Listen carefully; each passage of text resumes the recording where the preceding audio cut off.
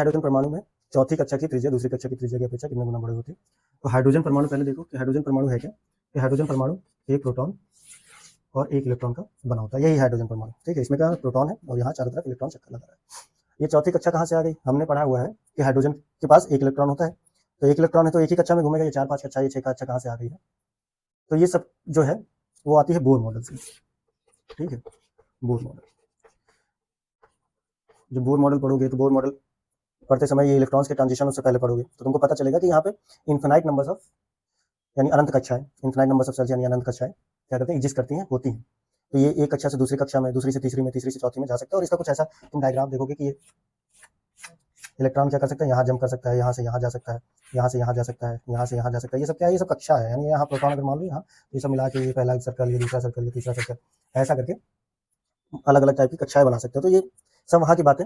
तो कहने का मतलब क्या कि हाइड्रोजन के पास भी बहुत सारी कक्षाएं हो सकती हैं जैसे अदर एटम्स के पास होती है। ठीक है, तो एक्साइट करके हम इसको दूसरी जगह पर भी, दूसरी कक्षा में, तीसरी कक्षा में पहुंचा सकते हैं। तो कक्षा होती है 4 हो सकती है, 5 हो सकती है, ये कोई बड़ी बात नहीं और होती भी है। ठीक है, ये कहाँ से हमको बोर मॉडल से पता चलता है। और ये क्वेश्चन भी वही का है कि चौथी कक्षा की त्रिज्या दूसरी कक्षा की त्रिज्या की अपेक्षा कितनी बड़ी। तो ये जो त्रिज्या में रिलेशन है वो कहाँ से आता है, आर एन डायरेक्टली प्रोपोर्शनल होता है एन स्क्वायर की।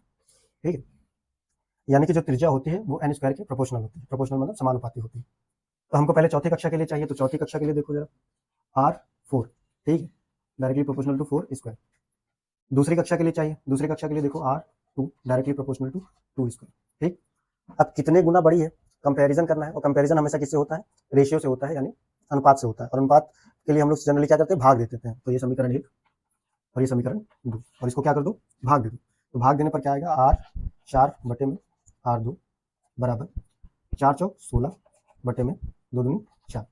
ठीक, पहली बात तो ये समझो कि यहाँ पे प्रोपोर्शन का साइन था यानी समानुपात का, और यहाँ पे बराबर का साइन हमने लगा दिया। ये क्यों लगा दिया है, तो इसके लिए कुछ बड़ा लॉजिक नहीं है। जब भी प्रोपोर्शन हटता है तो उसकी जगह पे एक कांस्टेंट आता है, और हम लोग क्या लगा सकते हैं, इक्वल और एक कांस्टेंट लगा सकते हैं। ठीक है, प्रोपोर्शन की जगह पे एक कांस्टेंट लगा दो और इक्वल में बदल दो। तो यहाँ पर देखो एक के यहाँ पे लगाओगे कांस्टेंट, सेम कांस्टेंट यहाँ पे लगाओगे तो के यहाँ पर होगा, के यहाँ पर होगा। तो वैसे ही देखोगे तो के यहाँ पर होगा और के यहाँ पर होगा, और के से के कट कर दो। के की वैल्यू भी होती है R1। ठीक है, और उसका भी वैल्यू होता है R1 का भी वैल्यू, मैं R1 बोल दे रहा हूँ, R1 का भी वैल्यू होता है एनर्जी के टर्म्स में। लेकिन फिलहाल उतना हमको इतनी बहुत बड़ी कोई रचना नहीं रचनी है।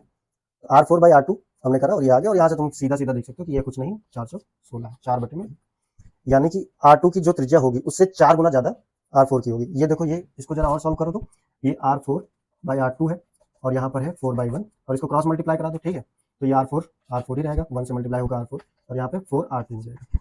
तो ये तुम्हारा आंसर आ जाएगा कि R4 जो होगा 4R2 के इक्वल होगा, 4 गुना होगी, R2 से 4 गुना होगी। ये हमारा आंसर हो गया।